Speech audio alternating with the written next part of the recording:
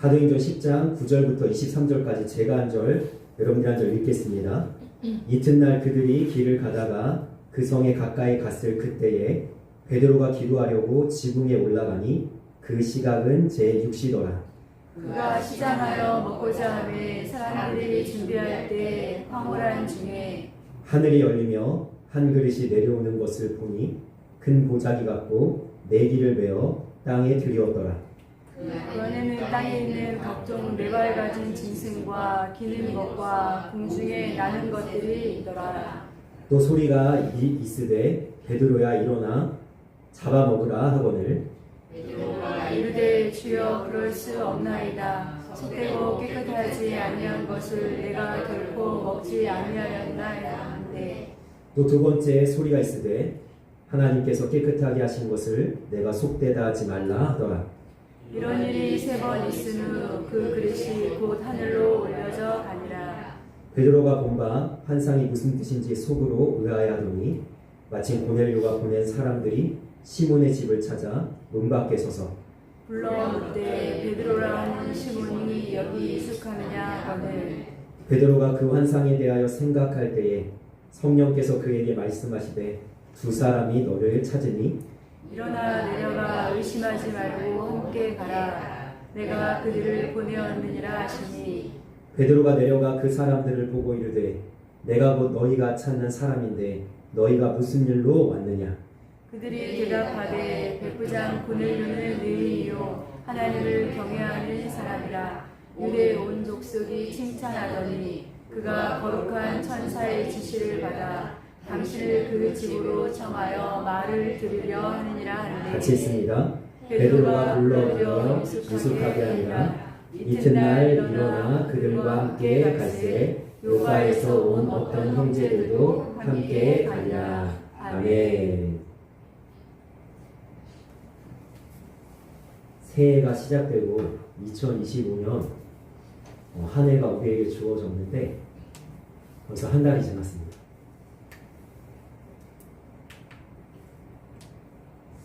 (1월) 한 달 잘 지내신 것 같으세요? 다시 질문할까요? 하나님 앞에서 2025년 1월 한 달 지나간 한 달을 잘 지내신 것 같습니까? 네. 아멘. 저에게 물어본다면 저는요 이렇게 전사님처럼 자신있게 아멘이라고 대답을 못하겠어요. 절반 정도는 잘 못 지냈고요. 하나님 앞에서 절반 정도는 그래도 열심히 하나님 앞에 섰다라는 마음이 좀 드는데, 자, 오늘 우리가 본문의 말씀을 통해서 좀 돌아보려고 하는 것은 뭐냐면 내가 한 달을 잘 보냈다라고 하는 것이 내 느낌이 중요하지 않습니다. 내 판단 중요하지 않아요. 내가 잘 보냈다고 생각해도 하나님이 너는 엉망이었어 라고 하면 엉망인 거죠. 판단은 누구에게 있습니까? 하나님께 있습니다. 아멘. 제가 절반 정도는 잘 보냈고 절반 정도는 잘 보내지 않았다고 한 이유는 뭐냐면 제가 좀 이따도 좀 이야기를 하겠지만 제가 결단을 좀 했어요. 1월 중순쯤에 하나님 앞에서 내가 세상적인 것, 이 세상의 사람들의 유행하는 것, 이 세상의 이 세대의 흐름 이런 거 다 본받지 않고 하나님께만 올인하겠다, 매진하겠다라고 제가 중순쯤에 하나님께 고백하고 그 삶을 지금 살아내고 있기 때문에 1월을 시작하고 나서는 사실은요, 저도 이 나이쯤 되니까 별다르지 않더라고요. 2024년, 2025년 그냥 숫자만 바뀌고 나이만 한 살 먹은 거지 뭐 똑같네 라고 하면서 저도 그냥 흐지부지 새마음 새형 뭐 이런 거 모르겠고 2025년 내게 주신 말씀 이루어지실지 모르겠고 그냥 그렇게 지내다가 딱 제가 경각심을 가지고 하나님 앞에 깨어나서 절반 정도, 1월의 절반 정도. 그러니까 제가 질문을 드렸죠. 하나님 앞에서 잘 보내셨습니까? 라고 물어본 거는 하나님께 한번 여쭤보세요. 하나님, 제가 믿음으로 말씀대로 한 달 잘 살았나요? 하나님 뭐라고 하실까요? 성경의 인물 중에 가장 우리에게 친숙한 인물을 꼽으라면 아마 베드로일 겁니다. 저만 그런 거 아니죠? 오늘 성경에 있는 인물 중에 가장 나한테 가까운 것 같고 옆집 아저씨 같은 인물 꼽으라고 하면 베드로일 거예요. 구약에서 꼽으라면 야곱이겠죠. 가장 만만한 게 야곱이죠.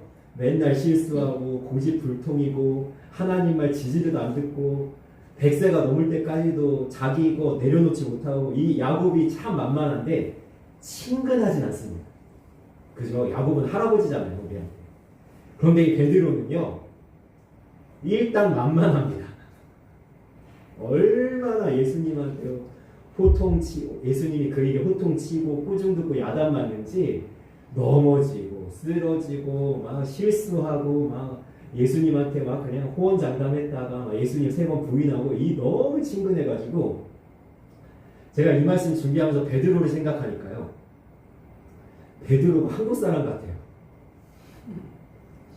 옆집문 열면요, 이 수염 덥수룩한 이 베드로가 나올 것 같아요. 그러면서 한국말을 할 것 같아요.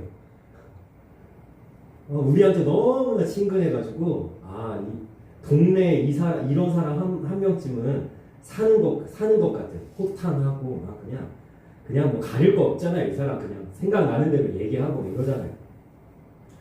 그런데 그건 우리 입장이고요. 베드로 한국 사람 아니죠? 베드로 혈통이 어디죠? 유대인입니다. 이 얘기는 내가 아무리 성경을 통해서 베드로의 이야기를 주일학교 때부터 들어서 베드로가 친근하고 한국말 할 것 같고 옆집 아저씨 같아도 베드로는 유대인이라는 뜻은 뭐냐면 2000년 전에 우리가 만약에 유대 땅에서 베드로를 만났으면 베드로가 우리한테 눈길조차 안 줬다는 얘기예요. 왜요? 베드로는 유대인이어서 유대 사회에서만 살고 유대인들과만 상종하고 그 유대인인 베드로가 볼 때 나는 어떤 사람이냐면 상종도 하지 못할 멸망당할 이방인일 뿐이야.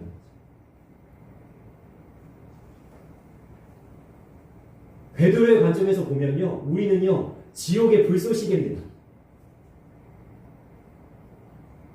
베드로가 거들떠도 안 가요. 눈길도 안 줘요. 말 한마디 붙일 필요도 없고요. 내가 아무리 베드로가 친근한 것 같아서 다가가도요, 베드로가 저리 가. 네가 뭔데 나한테 말 걸어? 이게 베드로의 유대인이라는 사실이에요. 그러니까 베드로는요, 자기 것에 꽁꽁 쌓여가지고, 사실 이거는 베드로가 유대 사회에서 유대인으로 태어났기 때문이기도 하지만 그 전부터 유대인들에게 수백 년 동안 굳어져 있던 판단 기준, 고정관념, 뭡니까? 유대인만 선민이고 유대인만 하나님 백성이고 유대인만 하나님 사랑하시고 구원하신다. 이방인들은 하나님 심판하시고 멸망시키고 지옥에나 던져넣으신다. 이 완전히 꽁꽁 싸매어진 자기의 고집과 아집과 그 신념과 사상에 완전히 싸매어져 있는 게 베드로였다는 거예요. 자, 그런데 오늘 지난주에 우리가 살펴본 말씀이 있지 않습니까? 이방인 중에 고넬료라는 사람에게 하나님이 천사를 보내서 누구를 초청하라고 해요? 베드로를 초청하라고 해요. 이튿날이라고 오늘 말씀이 시작되죠. 그 사람들이 도착할 때쯤에, 자, 하나님이 고넬료만 만지면 안 되잖아요. 누구도 만지셔야 되겠어요. 베드로도 만져야 되잖아요. 그래서 베드로의 이 아집과 고집과 판단 기준을 하나님께서 깨부수는데, 오늘 우리가 첫 번째 주목해야 될 동사가 있습니다. 우리가 두 가지 동사를 오늘 주목할 거거든요. 첫 번째 동사는 13절입니다. 자, 13절 말씀 같이 읽겠습니다. 시작. 또 소리가 있으되 베드로야 일어나 잡아 먹으라 하거늘. 아멘. 자, 하나님의 베드로의 이 고정관념을 깨는, 편견을 깨는 첫 번째 명령어가 뭐냐면 먹으라. 뭘 먹으라고 하냐면요, 보자기 안에 이렇게 내 귀에 이렇게 해가지고 보자기 안에 가득 뭐가 담겨져 있냐면, 우리식으로 얘기해 볼게요. 바퀴벌레, 거미, 메뚜기, 사마귀, 구더기, 송충이 뭐 이런 거 담겨져 있는 거예요. 다 뭐라. 하나님 뭐라고 하세요? 먹어라. 그럼 아멘 할 수 있겠어요? 그럼 먹을 수 있겠어요? 우리가 못 먹겠다는 것은 위생적인 문제죠. 비리의 문제죠. 그러나 지금 베드로가 못 먹겠습니다라고 하는 문제는 종교적이고 신앙적인 문제였어요. 자, 베드로가 뭐라고 고백합니까? 14절 말씀 한번 읽어볼까요? 14절 말씀 같이 읽겠습니다. 시작. 베드로가 이르되 주여 그럴 수 없나이다. 속되고 깨끗하지 아니한 것을 내가 결코 먹지 아니하였나이다 한데 아멘. 하나님이 유대인들에게 정한 것과 부정한 것을 구별해 놓으셨지 않습니까? 그래서 지금도 극단적인 유대인들은 돼지고기를 안 먹죠. 왜 돼지고기 안 먹죠? 돼지고기는 부정한 것이기 때문에 안 먹습니다. 네. 근데 하나님이 이 부정하고 속된 것, 베드로가 깨끗하지 않다고 여기는 것을 먹어라 라고 얘기하는 거예요. 베드로가 하나님과 반문하는 거예요. 하나님이 율법 주시지 않았습니까? 하나님 부정한 거 먹지 말라고 하시지 않았습니까? 하나님 우리 보고 거룩하라고 하지 않았습니까? 그런데 이제 와서 하나님이 깨끗하지 않은 것, 부정한 것 왜 먹으라고 하십니까? 왜 먹으라고 하세요?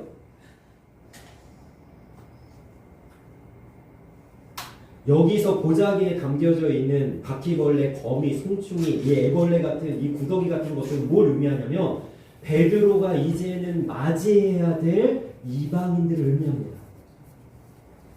유대인들이 왜 이방인과 상종하지도 않았다고요? 이방인들은 더럽다, 깨끗하지 않다, 거룩하지 않다, 하나님의 성민이 아니다, 저들은 멸망받을 자들이다라는 것이 베드로가 가지고 있는 편견, 고정관념이었다는 거죠. 판단 기준이었다는 거죠. 그런데 하나님께서 그것을 깨부수길 원하시는 거예요. 야, 내가 깨끗하다고 하는 것을 속되다라고 하지 마라. 다시 얘기하면 네가 상종도 하지 않았던 이방인들을 향한 구원의 길을 내가 너를 통해서 열어갈 것이다. 베드로가 이걸 해야 돼요. 베드로가. 그럼 베드로가요 철저히 깨져야 돼요. 철저히 자기의 판단 기준을 무너뜨려야 되고 자기의 고정관념을 깨부숴야, 다시 얘기하면 베드로, 유대인인 베드로가 죽어야 이것이 가능한 거예요. 그럼 우리도 이런 편견, 이런 고정관념, 이런 판단 기준을 가지고 있지는 않습니까? 저 사람은 안 돼. 저 사람은 아무리 전도해도 교회 올 사람이 아니야. 제가 아마 예화를 들었을 거예요. 제가 섬기던 교회에 성가대를 반주하시던, 성가대를 지휘하시던 믿음이 굉장히 좋은 여자 집사님 계셨거든요. 근데 사모님이 자꾸만 옆구리를 쿡 찌르면서 엄마 좀 전도해, 엄마 좀 전도해 그랬어요. 근데 이 집사님 뭐라 그런지 아세요? 믿음이 엄청 좋으세요. 교회에서 가장 앞장서서 얼마나 헌신하는지 몰라요. 그런데 사모님한테 핑계를 대면서 하는 말이 뭐였냐면 우리 엄마는 절대 교회 안 나와요. 아무리 전도해도 교회 나올 분이 아니에요. 라고 했었어요. 자, 그 어머니가 교회 나와서 지금 집사님 되셨어요. 내가 안 된다는 것이 중요한 것이 아니라 하나님이 된다 하면 되는 거예요. 하나님 저 사람은 안 됩니다. 하나님 저 사람 미워요. 저 사람은 용서하지 못하겠습니다. 사랑하지 못하겠습니다. 내가 아무리 그걸 가지고 있어도 하나님이 먹으라고 하면 먹어야 되는 거죠. 하나님이 관계 맺으라면 관계 맺어야 되는 거고, 용서하라고 하면 용서해야 되는 거고, 사랑하라고 하면 사랑해야 되는 거예요. 근데 아멘인데 실제로 우리의 삶 속에 이런 것이 다가오면 너무 하기가 힘들단 말이죠. 제가 오늘 같이 나누려고 하는 말씀은 뭐냐면요, 이스라엘 백성들이 유대 그 광야에서 40년 동안 방황을 하죠. 광야에서 여러분 가고 멈추는 기준이 뭐였냐면 구름이 떠오를 때 가고 구름이 멈출 때 멈췄습니다. 오늘 말씀 한번 볼까요? 출애굽기 40장 말씀 같이 한번 읽겠습니다. 시작. 구름이 성막 위에서 떠오를 때에는 이스라엘 자손이 그 모든 행진하는 길에 앞으로 나아갔고. 아멘. 그럼 베드로에게 하나님이 먹으라라고 말씀하시죠. 속된 것, 깨끗하지 않은 것, 거룩하지 않은 것, 이방인을 향한 담벼락을 그 벽을 허물어라라고 말씀하시죠. 그런데 오늘 이 말씀에 여러분 이스라엘 백성들이 출발할 때 행진했다고 얘기하죠. 이 행진이라는 단어가 히브리어 원어로는 어떤 뜻이냐면 말뚝을 뽑다라는 뜻이에요. 여러분 생생하게 여러분 이 장면 보이시지 않습니까? 자, 출발할 때 뭐부터 해야 돼요? 말뚝부터 뽑아야 된다고요. 이들이요 천막 생활을 했기 때문에요 광야를 돌아다닌단 말이에요. 집이 없었습니다.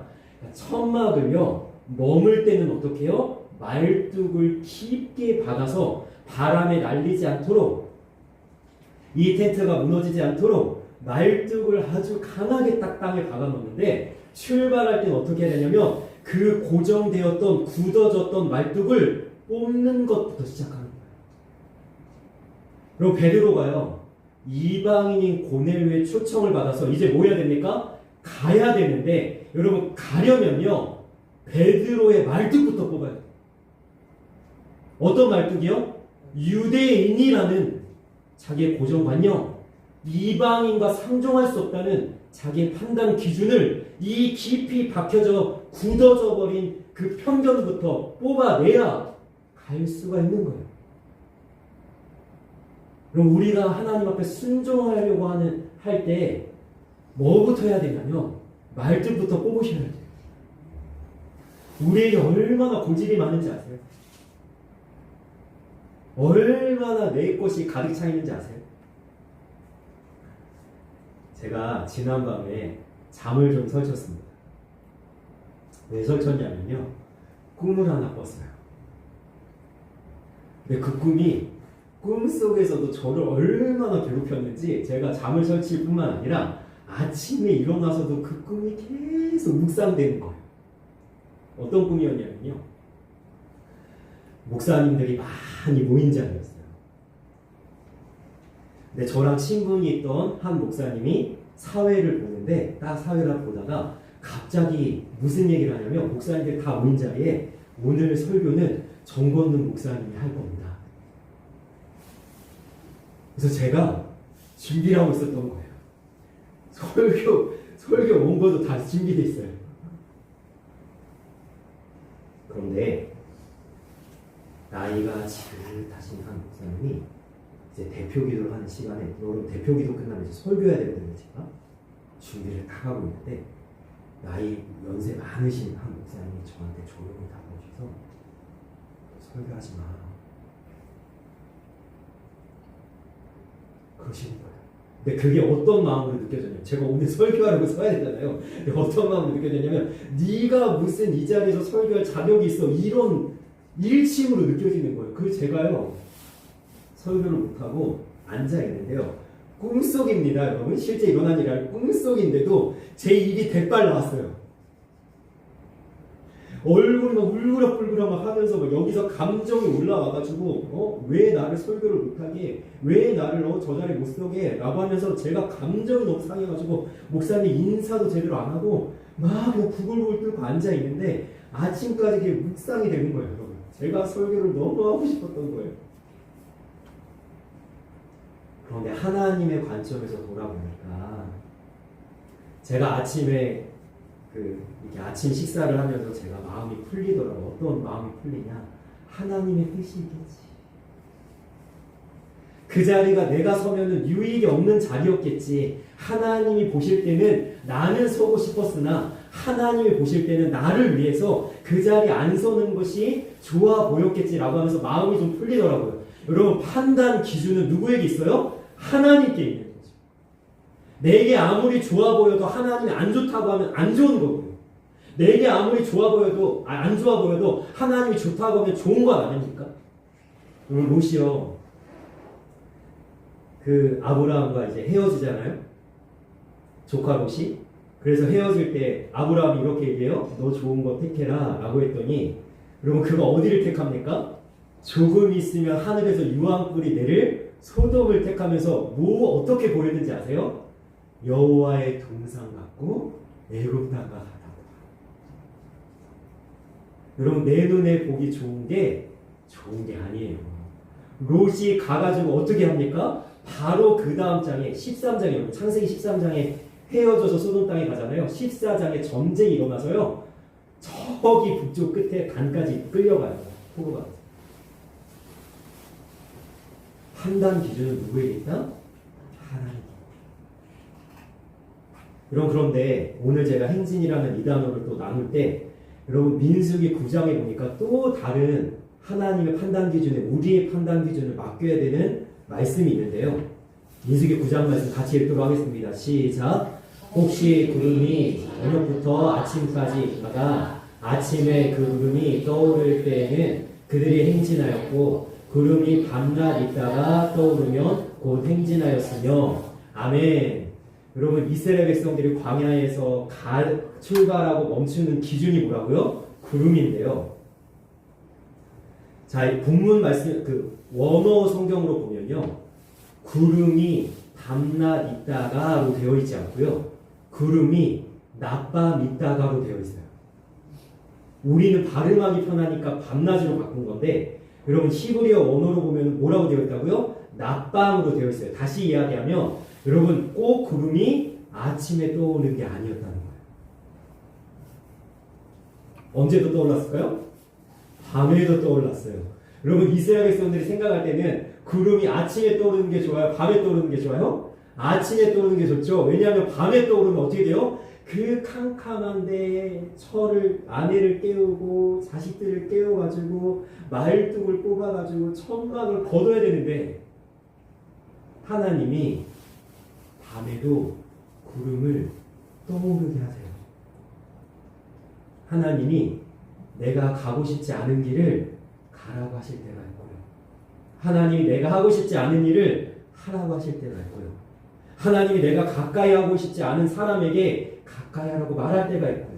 하나님이 나는 저 사람 전도하고 싶지 않아요 라고 할 때 그 사람을 전도하라고 할 때. 자, 구름이 떠오르면 어떻게 해야 돼요? 나는 하기 싫은데 지금 아닌데 이것만큼은 안 시켰으면 좋겠는데 해야 돼요 말아야 돼요? 해야 되는 거예요. 그럼 판단 기준은 하나님께 있는 거예요. 저는 이 말씀을 나누면서 소망합니다. 우리 모두가 나의 판단 기준을 내려놓고 하나님이 먹으라 하면 먹고 하나님이 가라 하면 가는 하나님의 뜻에 하나님의 말씀대로 가고 멈추는 순종의 사람이 되기를 주님의 이름으로 간절히 소망하며 축원합니다. 아멘. 우리가 두 번째로 좀 생각해 볼 것은 뭐냐면요. 자, 하나님이 다 준비해 놓으셨습니다. 뭘 준비해 놓으셨어요? 고넬료에게 미리 말씀하셔서 천사를 보내죠. 베드로를 초청해라 라고 해서 사람들이 지금 문 앞까지 도착을 했어요. 하나님의 인도하심이죠. 자, 그런데 여기서 제가 질문 하나가 떠올랐어요. 다 하나님이 세팅해 놨어요. 고넬료가 사람을 보냈어요. 문 앞까지 그 사람들이 왔어요. 베드로를 초청할 거예요. 그런데 베드로가 안 가면 어떡하죠? 자, 오늘 말씀 한번 볼까요? 자, 20절 말씀. 20절 말씀 같이 읽겠습니다. 시작. 일어나 내려가 의심하지 말고 함께 가라. 내가 그들을 보내었느니라 하시니. 아멘. 제가 오늘 말씀에서 두 개의 동사를 주목한다고 해서 첫 번째는 뭐예요? 먹으라. 자, 베드로가 가지고 고정관을 깨는 거죠. 두 번째 우리가 주목해야 될 단어는 뭐냐면요. 가라. 자, 하나님이 그들을 보냈대요. 말씀 나오잖아요. 내가 그들을 보내었느니라. 근데 베드로가 안 가면 어떡하냐고요. 제가 이 말씀을 묵상하면서 뭐가 깨달아졌냐면요. 하나님이 베드로를 믿어요.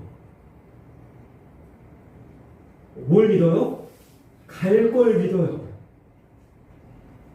제 이 말씀이 깨달아지면서 너무 은혜가 되는 거예요. 하나님이 베드로를 믿어요. 우리는요, 믿음이라고 하면요, 보통 내가 하나님을 믿는 것만 생각해요. 잘 믿어야 되죠. 말씀을 잘 믿어야 되죠. 하나님의 은혜를 믿어야 되죠. 고백해야 되죠. 그런데 믿음이란 단어를 하나님이 또 언제 쓰시냐면 하나님이 우리를 믿어줄 때 쓰세요. 아멘. 디모데전서 1장 말씀 한번 볼까요? 같이 읽겠습니다. 시작. 나를 능하게 하신 그리스도 예수 우리 주께 내가 감사함은 나를 충성되이 여겨 내게 직분을 맡기심이니. 아멘. 여러분, 이 믿음이라는 단어가 여러분 여기서는요 충성되이 여겼다고 쓰여진 거예요. 여러분, 헬라어로 이 원어는요 뭐냐면 피스티스라는 단어인데요, 신뢰하다, 의지하다, 전적으로 바라본다라는 뜻인데, 여러분 바울이 하나님을 믿는데 하나님도 바울을 어떻게 봤다고요? 피스티스, 믿음직스럽게 여겨. 아멘. 믿을만하다고 생각돼요. 뭘 맡기셨어요? 직분을 맡기셨어요. 아멘. 제가 1월 중순쯤에 하나님 앞에 결단한 것이 하나 있는데 그게 뭐냐면 미디어 금식이었습니다. 이 미디어 금식을 우리 성도님들은 어느 정도 생각할지 모르겠지만 제가 결단한 미디어 금식은 정말 극단적 미디어 금식이에요. 인터넷에 뉴스 한 줄, 소식 하나, 어떤 세속적인 것 하나도 안 본다라는, 심지어는 어느 정도냐면 엘리베이터를 타고 오면서 이렇게 짤막한 뉴스 한 줄 뜨잖아요. 그것조차도 쳐다보지 않겠다는 미디어 금식인데요.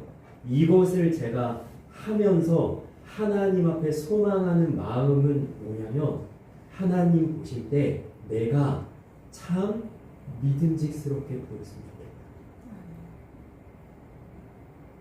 제가 어제도 거의 하루 종일 성경 누가복음을 읽고, 그리고 누가복음 책을 또 제가 절반 정도를 이제 끝까지 다 읽었는데요. 하루 종일 그거 하는 거예요. 하루 종일 그거 하면서 우리 아내가 그러더라고요. 우리 아내가 이제 어제 중식도 준비하고 이러면서 뭐라 그러냐면 하루 종일 앉아서 당신은 성경 보고 책 보잖아 이렇게 얘기하더라고요. 그걸 하는 거예요. 근데 하나님이 저를 보실 때 네가 작은 일에 충성하였으니 내가 너에게 어떤 일을 맡겨도 참 좋겠다라고 여겨줬습니다. 하나님이 바울을 어떻게 여겼어요? 믿음직하게 여겼어요. 베드로를 하나님 믿으시는 거예요. 내가 그에게 먹으라고 하면 먹을 것이고, 내가 그에게 가라고 하면 갈 것이다. 어려운 결정이죠. 쉬운 선택이 아닙니다. 좁은 길로 가는 겁니다. 자기를 부인해야 되는 일이에요. 그런데 하나님 베드로를 믿은 거예요. 반드시 그는 나에게 순종할 것이다. 그런데 오늘 하나님께서 베드로를 믿는 이 장면은요, 복음서에 나오는, 제가 말씀을 시작하면서 이야기했던 너무나 우리에게 친근한 베드로의 모습으로는요 상상이 되지 않는 거예요. 말씀 한번 볼까요? 네, 복음서 말씀 한번 띄워주시겠어요? 자, 먼저 23절을 읽겠습니다. 33절을 읽겠습니다. 33절 같이 읽습니다. 시작. 베드로가 대답하여 이르되 모두 주를 버릴지라도 나는 결코 버리지 않겠나이다. 아멘. 내가 목숨을 걸고 주님을 따라가겠습니다 라고 했더니 예수님이 34절에 뭐라고 합니까? 같이 읽습니다. 시작. 예수께서 이르시되 내가 진실로 내게 이르노니 오늘 밤 다 울기 전에 내가 3번 나를 부인하리라. 아멘. 자, 목숨 걸고 주님 따를게요 그랬더니 주님 뭐라고 하시냐면 네가 진짜 믿겠다는 거 안 믿겠다는 거예요? 못 믿겠다는 거죠. 그런데 이 베드로가 성장하고 말씀으로 정말 굳세워지고 그 베드로라는 이름처럼 반석처럼 견고한 신앙 위에 설 때, 여러분 요한복음 21장 예수님 부활하신 후에 여러분 말씀 읽겠습니다. 시작. 그들이 조각 먹은 후에 예수께서 시몬 베드로에게 이르시되 요한의 아들 시몬아 내가 이 사람들보다 나를 더 사랑하느냐 하시니 이르되 주님 그러하나이다. 내가 주님을 사랑하는 줄 주님께서 아시나이다. 이르시되 내 어린 양을 먹이라 하시고 아멘. 여러분 베드로를 이제 예수님 믿는 거예요. 어느 정도로 믿는 거예요? 내 양을 맡길 정도로 믿는 거예요. 그전에는 넘어지고 쓰러지고 휘청거리고 우러나자마자 치우치고 얼마나 의심이 많고 믿음이 적은지 예수님한테 야단 맞고 예수님이 호통치고 이 정도의 사단아 내게로 물러가라 이 정도의 베드로인데 이제 예수님이 베드로를 믿을 만하니까 뭐라고 얘기해요? 내 양을 먹이라. 그럼 저는 이 말씀을 선포하면서 소망합니다. 우리 모두가 하나님이 보시기에 믿을 만한 사람으로 하나님 앞에 세워지고 성장하고 주님 앞에서 굳건하게 서 있는 하나님의 사람들이 되길 원합니다. 참 너는 믿을 만하다. 나의 작은 것이라도 맡길 만하다. 내가 너에게 직분을 주고 사명을 맡길 만하다. 이렇게 인정받고 칭찬받는 하나님의 사람들이 되시기를 주님의 이름으로 간절히 소망합니다. 아멘. 자, 23절 말씀. 23절 말씀 같이 읽겠습니다. 시작. 베드로가 불러들여 유숙하게 하니라. 이튿날 일어나 그들과 함께 갈새 요바에서 온 어떤 형제들도 함께 가니라. 아멘. 자, 이제 베드로가 갑니다. 이방인들과 겸상하는 것이 불법이었던 유대인의 사회에서 그 정결법을 어기고 깨끗하지 않은 속된 거룩하지 않은 이방인들과 이제는 연결되기 위해서 하나님의 말씀에 순종함으로 갑니다. 제가 오늘 말씀의 제목을 이 부분을 묵상하면서 이렇게 정했습니다. 가지 않았던 길. 만약에 베드로가 하나님의 말씀을 받지 않았다면 그냥 유대인으로 유대사회에 살면서 유대법이나 지키면서 유대인들만 만나면서 살다가 유대인으로 죽었을 것입니다. 하나님께서 이제는 유대인인 베드로의 그 모든 한계와 지경을 넓히셔서 어떻게 해요? 유대인들만 만나는 유대인으로 살아가는 것이 아니라 이제는 이방인들에게 복음을 전하는 전도의 문을 여는 하나님의 복된 사람으로 사용하신 거죠. 그럼 우리는요 예수님 만나고 가지 않았던 길을 가는 거예요. 그것이 어쩌면 힘든 길일 수 있고 고난의 길일 수 있지만 그거보다 복된 길은 없어요. 여러분 제가요 예수님 만나지 않았으면요 지금 뭐 하고 있을까요? 그냥 평범한 직장인 돼서요 그냥 몇백만 원 월급 타면서 그냥 교회에 있는 주일 성수만 하면서 그냥 어느 정도의 신앙생활 하기는 하지만 그냥 그저 그런 한 성도로 살았을지도 몰라요. 그런데 예수님을 깊이 만나니까 말씀을 깊이 묵상하고 연구해서 말씀을 전하고 하나님 앞에 나의 먹고 사는 문제를 다 내어 맡기는 목사의 길을 지금 걸어가고 있듯이 어제 저희 사모가 이제 중식 준비하고 하면서 제가 가끔은 안타까워요. 그게 다 표현되진 않지만 손가락이 아프고 오늘 아침에도 일어날 때 허리가 아프고 목사 만나가지고 사모가 안 됐으면 더 편한 길을 갔을 텐데 사모가 돼서 가지 않았던 길을 가는구나.